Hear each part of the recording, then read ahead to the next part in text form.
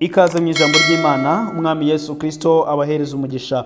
Uyu munsi turiga ijambo ry'Imana ritwereka rifite umutwe w'amagambo avuga ngo kuba mu bushake bw'Imana. Ni gute umuntu aba mu bushake bw'Imana? Ni gute waba mu bushake bw'Imana? Turareba ibintu bigera kuri 4 bishobora kugufasha kuba mu bushake bw'Imana. Ikintu cya mbere gishobora kugufasha kuba mu bushake bw'Imana ni ugukora iby'Imana ishaka, ni ukwemera kuba surrender, ni ukwemera gutsindwa, ukemera ko wowe ubwawe ntacyo ushoboye, ntacyo wakwigezaho, ahubwo ibyawe byose ukavuga ngo Mana uyu munsi ndakora iki. Mu gitondo ukabyuka ukavuga ngo Mana uyu munsi ndakora iki, ukabyuka ugasenga, apana kugenda kubyuka gusa ukigendera. Ibyo ngibyo n'ubwibone, ahubwo ukavuga ngo Mana nyobora uko ndi bukore, ngiye gukora iki, ngiye kujyaha, ariko biragenda bite, mfasha nyobora mu bwenge bwawe, mereza uko nkwiye kubikora, nyigisha uko ndi buvuge, nyigisha uko ndi bugende, ukagendera mu bushake bw'Imana. Yakubwira ngo oya wijyayo, oya nyura aha ngaha, ukumva iki Imana irimo gushaka kukubwira. Icyo ni icya mbere, ukwiye kugendera mu bushake bw'Imana, ukwiye kuba surrender, ukwiye kwemera gutsindwa, ntiwihagarareho, ntiwumve uri proud, ntiwumve ufite ishema cyangwa se ntiwumve ufite ubwibone muri wowe, ukemera gutsindwa, ukavuga ngo Mana ngewe ubwanjye ntacyo nakwishoboza, ndabizi ko ndi umunyantege nke, noneho ni wowe wo kunyobora. Icya kabiri ni ukumva ijambo ry'Imana, kwiga ijambo ry'Imana, gusoma Bibiliya. Ese ni ryari ujya wiga ijambo ry'Imana? Ni ryari ushobora gukurikira YouTube channel? Ni ryari ushobora kumva ibiganiro byigishijwe n'abapastors batandukanye, abavuga butumwa batandukanye? Ni ryari ujya ufata uwo mwanya ukiga ijambo ry'Imana? Ni umwanya ungana iki wumvamo ijambo ry'Imana? Ese ujya ufata Bibiliya ukayisoma? Ese hari izindi mfashanyigisho zirushaho kukwegereza Imana ushobora gufata ukavuga ngo uyu mwanya noneho ngiye kumva icyo Imana ivuga, ngiye kumva icyo Imana yavugiye muri aba bantu, ngiye kumva icyo yakoresheje aba bantu kugira ngo bandike? Ukeneye gufata umwanya wo kumva ijambo ry'Imana. Haleluya. Icya gatatu ni ugusengera mu mwuka iteka. Gusengera mu mwuka iteka. Iyo tuvuze gusengesha umwuka iteka, ahangaha by'umwihariko tuba tuvuga gusengera mu ndimi, gusenga ukoresheje indimi z'umwuka wera. Haleluya. Gusenga bihoraho, by'umwihariko gusengesha umwuka. Rero hariho uburyo bubiri bwo kugendera mu bushake bw'Imana, kuko ubushake bw'Imana, wumva ubushake bw'Imana bukubera ikiraro. Iyo ugendeye mu bushake bw'Imana bukubera ikiraro kikugeza aho ushaka kugera. Gushaka kugera ku kintu ariko udashaka kugendera mu bushake bw'Imana birakuvuna, kuko nta nubwo ushobora kubigeraho. Abakorino ibice 2 umurongo wa 6 kugera ku wa 16. Abakorino ba mbere hatwumvisha buryo ubushake cyangwa se ubwenge bw'Imana tubuvuga ariko atari ubw'aba bantu, atari ubw'isi, abantu bose batabusobanukirwa, ahubwo ubwo bwenge nubwo abafite umwuka w'Imana muri bo, nubwo abafite ubwenge bw'Imana, ubwo ifata igahishurira umuntu. Haleluya, haleluya. Ubwenge bw'isi butuma dukora amakosa, ubwenge bw'isi butuma dukora uko turimo kubyumva, ibijyanye n'amarangamutima yacu. Ariko ubwenge bw'Imana iyo buje butwigisha kugendera mu bushake bw'Imana, butwigisha gukora icyo Imana ishaka kugira ngo tukigereho. Haleluya. Ndaguha urugero. Yesu Kristo avuka hishwe abana benshi, hishwe abana benshi kubera yuko bavuze ngo umwami yavutse, havutse undi mwami. Bahita biyumvisha, umwami ahita yiyumvisha neza ko aruje kumusimbura, arangije ashyiraho itegeko ngo guhera ku bana b'imyaka 2 nibabice.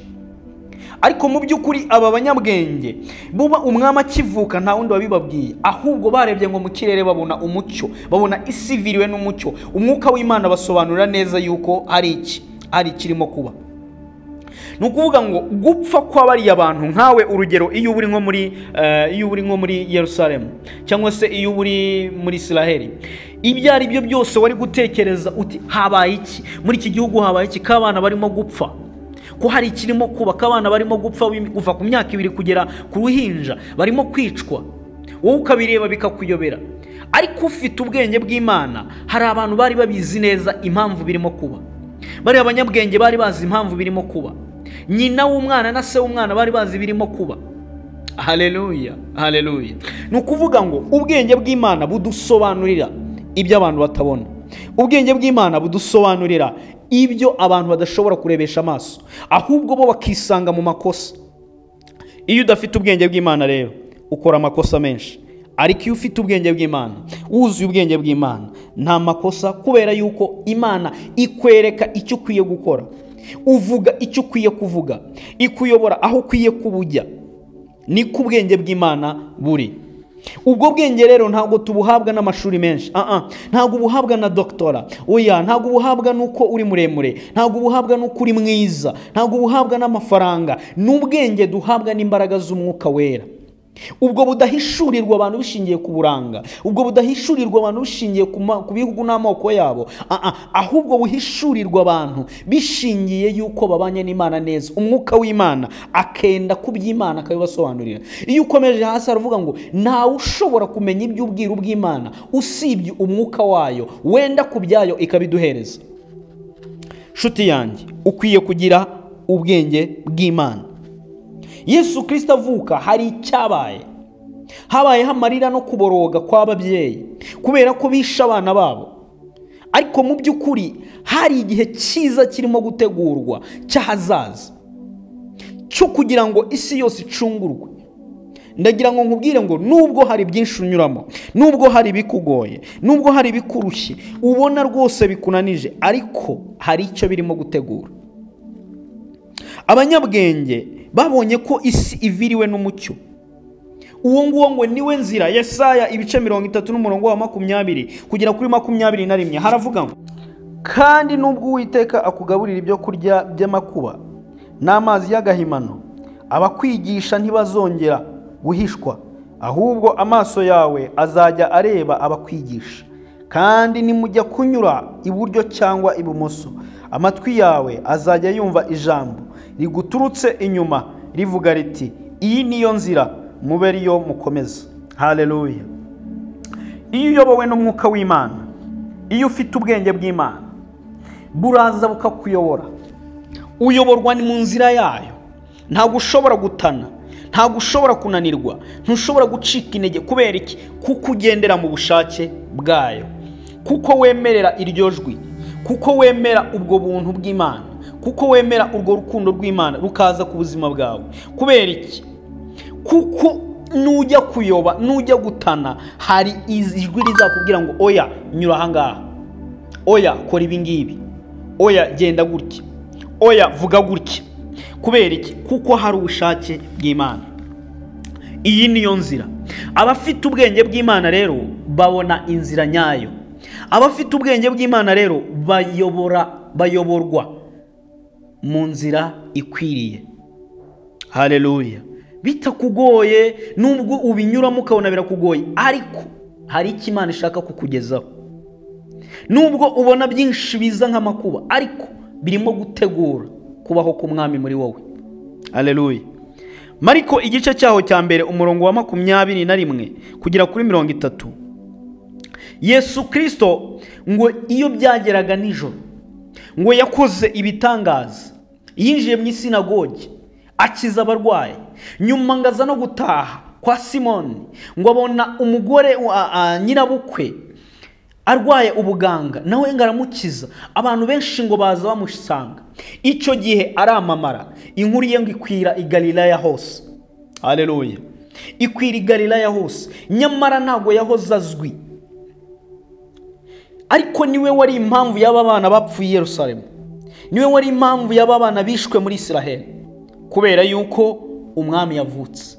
Ntiyamenyekana, arabanza b'impunzi, ariko nyuma kuko yagumye kuba mu bushake bw'Imana, kandi ariyo misiyo yari muzanye, yarazanywe n'ubushake bw'Imana, aba famous. Inkuru iramamara hirya no hino. Haleluya.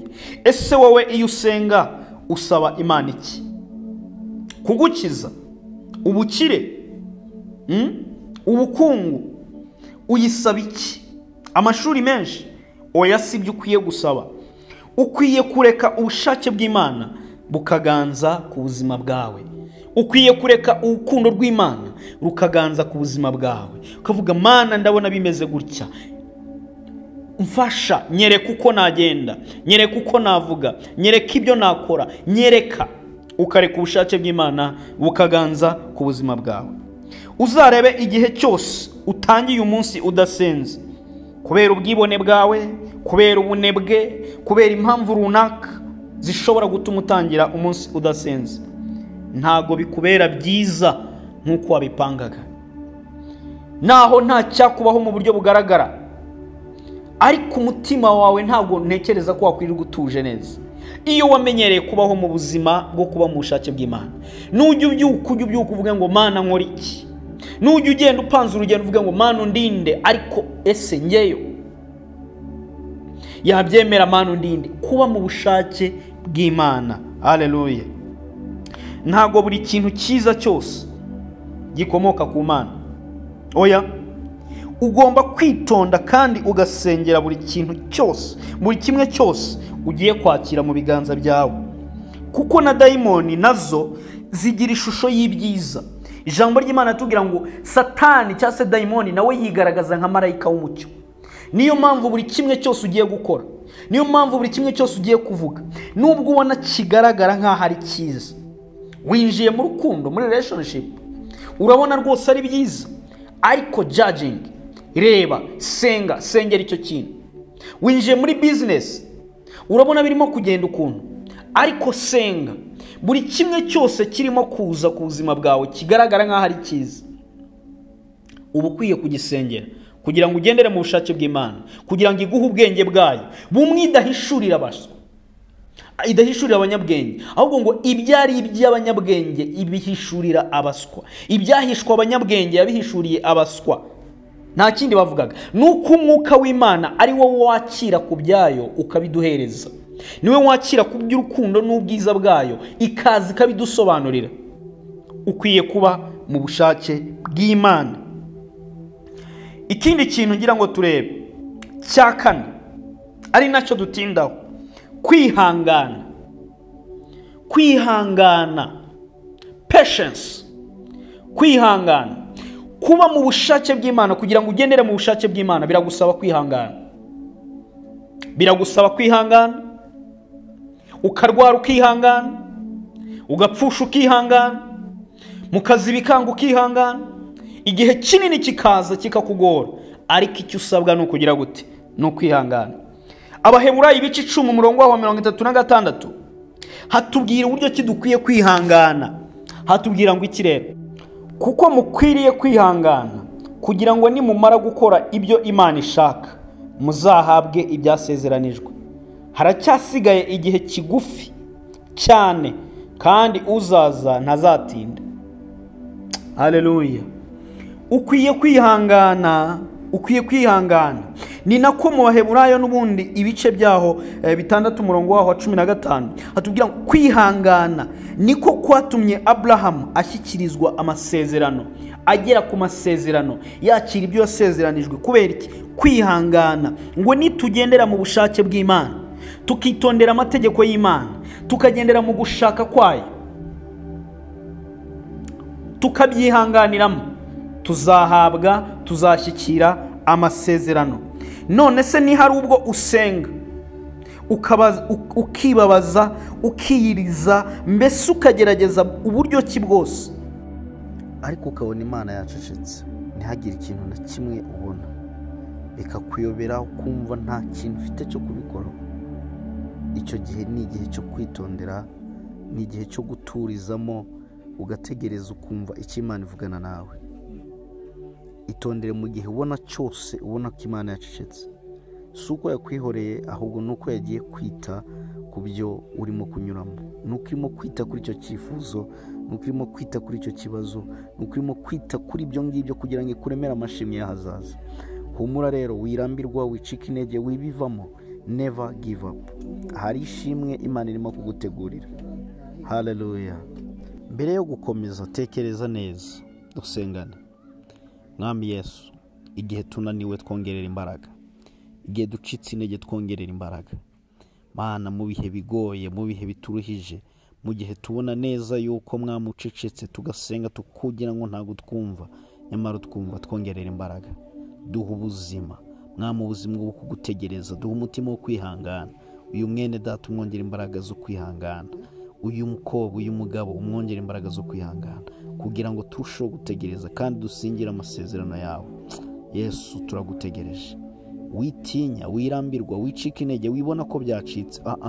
Yesu Kristo agufitiye plan, hari ibyo arimo kwitaho, ari bize kubera ko hari icyo arimo gukora kuri icyo kibazo cyawe, ari bize kubera yuko arimo kugutegurira ibyiza. Humura, witinya, wicika intege, Yesu Kristo araje kugira ngo akugirire neza. Haleluya. Birakugoye, uburwayi bukugezeho, intambara zibaye nyinshi, barakuvuza umunsi ku munsi, ijwi ry'agahinda ukavuga ukumva ntiritobora, umutima wawe ukumva uri wenyine, abo wari wiringiye ko bagira icyo bagufasha wapi, ukabona nta n'umwe ugira icyo avuga, bizinesi wari ushoye wapi, bikanga igashya, uburyo bwose ukagerageza, bagahagurukira kuvuga ntibabure rwose n'umwe, ukabura n'umwe wagufata mu mugongo. Humura, bagusize nibyo, bagutaye nibyo, bakwihoreye nibyo, ariko Imana yo ntigeze kwihorera. Nubwo wumva yacecetse, hari ikirimo gukora. Nubwo wumva isa nk'iyakwihoreye, yo ntiyakwihoreye, ahubwo hari ikirimo gukora. Itondere mu bihe byose urimo gusenga, ukumva ijwi ry'Imana. Haleluya. Yagiye kwita ku kibazo cyawe. Ese wari ubizi ko guceceka kw'Imana nabyo ubwabyo ari igisubizo?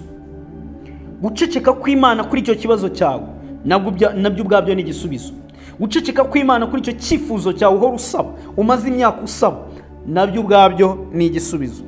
Wari uzi ko Yesu yamaze imyaka 30 Imana yaramwihoreye itavugana nawe, gusa agasenga, akaba mu bushake bw'Imana, agakora ibyo akwiye kubakora, ariko ntago yavuganaga n'Imana uko bikwiye. Haleluya. Kubera yuko kiriya gihe ntago yari yakabaye, ntago yari yagateguriwe gukora iby'ubushake bw'Imana, ntago yari yakabaye launched, ntago yari yakagiye ku mugaragaro, ahubwo mu myaka 3 nibwo Imana yari imaze kumutegura neza. Ndagira nkubwire ngo Imana yacyarimo kugutegura. Igihe cyose Imana icecetse, ntukayirebeho, ntukayibandeho, wowe ibande kuri wowe, uburyo cyukwiye kuba mu bushake bwayo. Ndabizi neza ko Imana indeba, ndabizi neza ko Imana inyumva, ndabizi neza ko Imana inkunda, ndabizi neza ko Imana ishaka, ariko se ni gute nkwiye kubaho mu bushake bwayo? Ntuvuge ngo Mana ko wanyihoreye, Mana ko utandeba. No, Imana hari ikirimo gukora ku buzima bwawe. Luka ibice 2 umurongo waho wa 52 hatubwira bucyo Yesu ngo yakuze mu bwenge, mu gikuriro, mu gihagararo, akunda kandi yubaha Imana ndetse n'iki n'abantu, kubera yuko yari akiri ku ishuri, yari arimo kwiga. Ariko muri uko kwiga, muri iryo shuri, yagumye mu bushake bw'Imana. Yegeragejwe na Satani ari mu bushake bw'Imana, yabayeho umubaji ari mu bushake bw'Imana. Ibyo byose byazaga bikamusanga mu bushake bw'Imana. Komeza usenge, kuko iteka ubasha cyangwa se ubushake bw'Imana ikwereke, usaba Imana ikwereke gushaka kwayo. Kandi ujye usenga uvuga ngo Mana ngo nyereka, ngo rwose ngese ngo uranshaka iki, ngo niki urashaka ko Imana ikwereke ubushake bwayo. Guma mu bushake bwayo, guma mu rukundo rwayo. Haleluya. Joseph, reba igihe yamaze muri gereza, wibuke n'igihe yaroteye yuko azaba umutware, wibuke igihe yasobanuriye bene se na se yuko imiba yaguye ubu ugasigara uhagaze. Ibyo byose byagaragazaga ko azaba umutware. Ibaza igihe yabibwiriwe.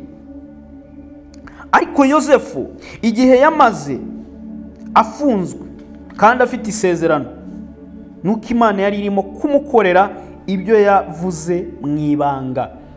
Imana yari irimo gukora ku buzima bwa Yosefu mu ibanga, yari irimo kumutegurira kuzaba umutware nyine nk'uko yabivuze, ariko ikabikora mu ibanga. Yamunyujije kuba umugaragu kwa Potifari. Nta kundi kuntu yagombaga kuva kwa Potifari kugira ngo agere ibwami. Byamusabye kunyura muri gereza, byamusabye gufungwa, byamusabye gutabwa, byamusabye gusigara wenyine muri gereza, nta umusura, nta bene se, nta nyina, nta se, ajya muri gereza wenyine. Ariko aguma mu bushake bw'Imana, aguma mu kwiramya kuko yanze gusambana na muka Potifari. None se kira kintu ari kugicika gute? umugore w'umutware aravuze ngo dore yashatse kumfata, arangije amanika n'umwenda ngo dore umwenda we yawutaye. Nta kundi kuntu yari kukihakana, icyaha cyaramufataga, we yabikoze nkawe. Ariko ndagira ngo ubwire ko byari ubushake bw'Imana, byari umupango w'Imana wo kumukura kwa Potifari ahari umucakara akajya muri gereza kugira ngo azabashe kugera ku ntebe y'ubwami. Haleluya. Ukwiye kujya witondera igihe Imana yagucecekanye.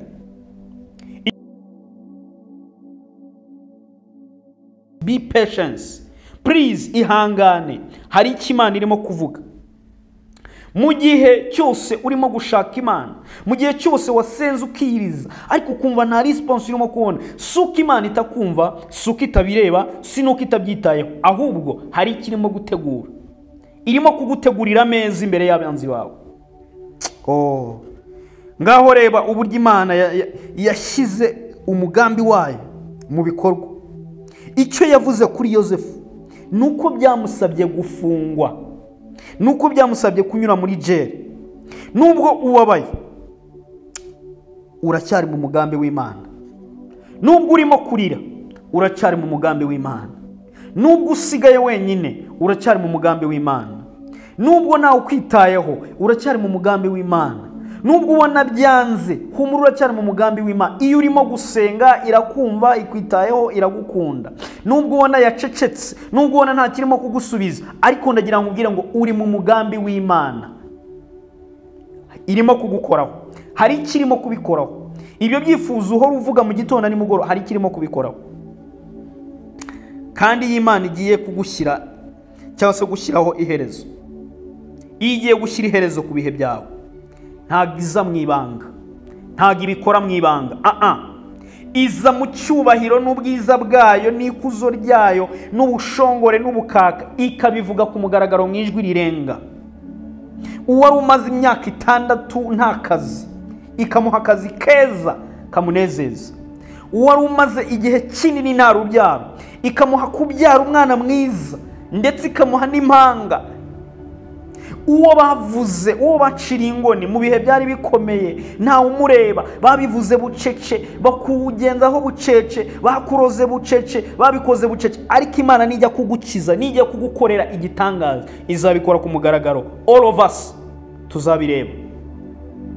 Ntago Imana igiza bucece, babikora bucece, bakabikukorera bucece, ariko yo siko ibigenza. Ahubwo igiye kubikora ibishyira ku mugaragaro, twese tukabireba n'amaso, abantu bose bakabireba n'amaso. Icyubahiro iyo muri gakwira hose. Si Joseph, reba Yosefu yarafunzwe, bene se bamakimugurisha, aramugurisha aza kuba umucakara, birangira afunzwe mu ibanga, iwabo batabizi. Abandi baramufunga, araseba, abari hafi ye araseba, barabibona, afungwa. Ariko ajya kuba umutware, yabaye uwa kabiri kuri Farawo. Kubera iki? Kubera yuko yasebye babireba, Imana imunamuzamuye, imuhaye icyubahiro, imuhaye ikuzo, imukuye mu gasuzuguro, ishyize mu mugambi, ishyize mu bikorwa ibyo yavuze. Umugambi yari ifite ku buzima bwe muri rusange, bose babireba. Humura, humura. Nubwo unaniwe, nubwo wiherera ukarira mu ibanga, nubwo rwose yewe ugerageza buryo ki bikakugora mu ibanga, hari umunsi ibyo ngibyo ubwira Imana mu ibanga izabishyira ku mugaragaro, bose babirebe, bose babimenye. Nubwo wavuzwe, nubwo wabaye umugaragu, nubwo wabaye umucakara w'ibihe n'igihe bikakugora, ariko ndagira ngo ubwire ngo nicyo gihe nanone cyo kuba umutware. Imana iguha ubutware, Imana ikugirire neza, Imana iguha amahoro, Imana iguha umunezero. Kandi Imana igiye gushyira iherezo ku bihe byawe. Ntago ivuga mu ijwi ryongorera, ntago ivuga mu ijwi ryoroheje. Siko bigenda, oya siko bigenda. Iza mu cyubahiro n'ubwiza bwayo. Nubwo wavuzwe rwose, nubwo ari byinshi, ariko ndagira ngo ubwire ngo birarangira. Humura, witondere mu gihe urimo. Igihe wumva Imana yagucecekanye, ntago ari uko yakwihoreye, irimo kubikoraho. Mu gihe umaze ngo utabyara, humura, Imana irimo kubikoraho, irimo kubitunganya, irimo gutunganya ameza tape by tape, akantu ku kandi, uzaza byose ubibona. Haleluya. Buri kimwe cyiza kizahinduka umunsi umwe gusa. One day you will rise up. Umunsi umwe uzarara babona kuri umucakara, mu gitondo uzabyuka uri umutware. Umunsi umwe uzarara, gitondo bizabyuka watsinze cya kizami cy'akazi. Umunsi umwe uzarara utabyara uryamane n'umutware uko bisanzwe, mu gitondo uzabyuka utwite wasamye. Uwo munsi bizahinduka byose, icyo gihe bizahinduka byose, kubera yuko hari igihe kinini warize, hari igihe kinini wiherereye, hari igihe kinini wavugiye hirya hiyo ngiyo mu rwongorerano, ukayibwira ukumva ntikumva, ukabona yacecetse, ariko one day izahindukira ikwereka ibyo yari ihugiyemo. Nubwo ubona iri bize ku buzima bwawe, ntabwo iri bize gusa, no, iri bize kugira ngo itunganye ameza yawe, iri bize irimo gutunganya ibyawe, iri bize irimo kugutunganyiriza ameza imbere y'abanzi, iri bize irimo kugukiza ubwo burwayi, iri bize irimo kugutegurira ibyiza byose ukeneye imbere hawe. Haleluya, haleluya. Ukwiye gusenga. Yohana wa mbere ibice 5 umurongo wa 14 kugera kuri 15 havuga ngo ikitumenyesha yuko iyo dusabye iratwumva, kandi tukizera neza yuko n'ibyo dusabye tubihawe. Haleluya. Wifurije umunsi mwiza, icyamukumva ubwiza bw'Imana, icyamukegera Imana, icyamukumva urukundo rwayo, icyamukumva ubuntu bwayo, icyamukumva amahoro yayo, icyamukumva umunezero wayo. Haleluya. Bifurije umunsi mwiza, bifurije umunsi mwiza w'ishya n'ihirwe. Ikaze kwitabaza ry'agakiza YouTube channel, tunyuzaho ibiganiro by'ijambo ry'Imana, iby'Imana ibushatse kuvugana nawe nanjye kugira ngo turusheho kuramya Imana. Welcome. Turabakunda kandi ni yanyu.